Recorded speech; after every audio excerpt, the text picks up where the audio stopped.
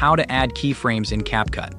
There are many types of keyframes. It can be keyframe for scale, for rotation, position, and for different kind of effects, etc.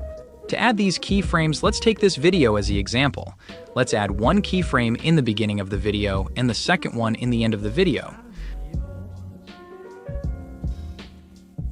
But let's change the scale for the second keyframe to 200%, for example. And as you can see, it's zooming from default scale to we set 1. We can also create this scaling effect in the middle of the video. To do it, just add one keyframe and the second one just scale more.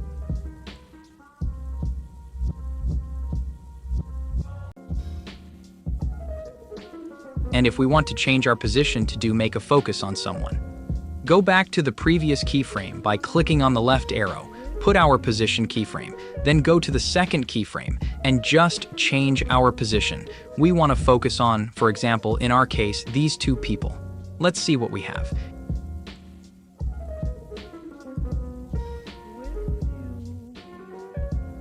If we want to speed up our zooming effect, we need to put two keyframes closer 1 to 1.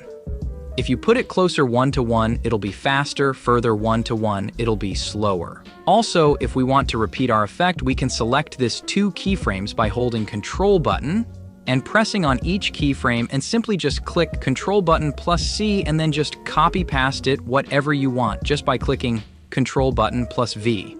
As you can see now, we have the same zooming effect again. If you have some questions, leave it in comments below. See you soon, guys.